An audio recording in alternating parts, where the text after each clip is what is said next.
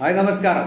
ചൈനയിലേക്ക് മനുഷ്യക്കടത്ത്, പൂന്തുറയിലെ തട്ടിപ്പിന് പിന്നിൽ അന്തർ സംസ്ഥാന മാഫിയ, കൈമലർത്തി ഏജന്റുമാർ.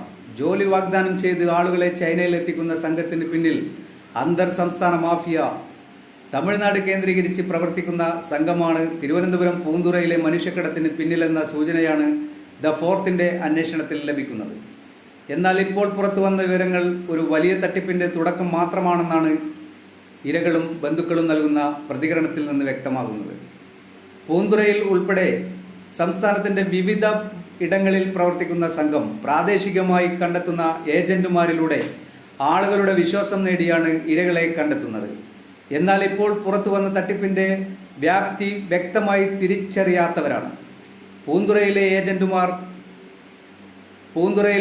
ഏജന്റ് എന്ന് പറയുന്ന ആളെ അറിയില്ലെന്ന് പറഞ്ഞ് കൈമലർത്തുകയാണ്.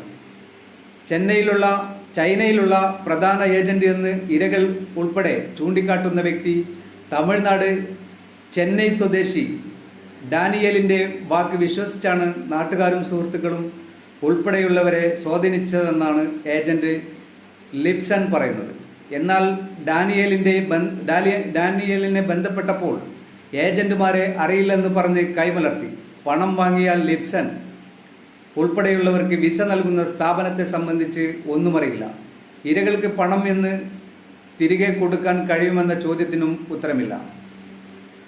കുടുംബം രക്ഷപ്പെടുമെന്ന് പ്രതീക്ഷിച്ച് ഭാര്യയുടെ കെട്ടുതാലി ഊരിക്കൊടുത്തതാണ് ധനു വിസയ്ക്കുള്ള പണം കണ്ടെത്തി ചൈനയിലേക്ക് പോയത്. ആപത്തില്ലാതെ നാട്ടിൽ തിരികെ എത്തിയെങ്കിലും നഷ്ടപ്പെട്ട 6 ലക്ഷം രൂപ എപ്പോൾ ലഭിക്കുമെന്ന ആശങ്കയിലാണ് ധനുവിന്റെ കുടുംബം.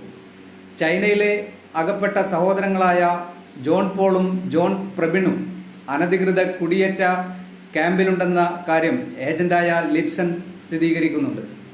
ധനുവും സംഘവും പോകുന്നതിന് മുമ്പേ പോയവരാണ് ജോൺ പോളും ജോൺ പ്രബിണും. അതിനാൽ അവരുടെ വിസ കാലാവധിയും കഴിഞ്ഞിട്ടുണ്ട്. മെയ് 19 ശേഷം ഇരുവരെ ബന്ധപ്പെടാൻ കുടുംബക്കാർക്കും ഏജന്റുമാർക്കും സാധിച്ചിട്ടില്ല എന്നതും ആശങ്ക വർദ്ധിപ്പിക്കുന്നു. കേരളത്തിലെ വടക്കൻ ജില്ലകളിൽ തട്ടിപ്പ് സംഘങ്ങളുണ്ടെന്നാണ് അന്വേഷണത്തിൽ വ്യക്തമാകുന്നത്. വിസിറ്റിംഗ് വിസയെന്ന് ബോധ്യപ്പെടുത്തിയാണ് ഇവർ ആളുകളെ ചൈനയിലേക്ക് അയക്കുന്നത്. എന്നാൽ വിസ കാലാവധി കുറച്ചു ദിവസത്തിനുള്ളിൽ തന്നെ പൂർത്തിയാകുമ്പോഴാണ് പലരും തട്ടിപ്പിന് ഇരയായ വിവരം തിരിച്ചറിയുക. അപ്പോഴേക്കും സമയം ഒരുപാട് വൈകിയിരിക്കും. പിന്നീട് എംബസിയെ സമീപിച്ച് നാട്ടിലേക്ക് എത്തുകയെന്ന മാർഗം മാത്രമാണ് ഇരയാകുന്നവർക്കുള്ള.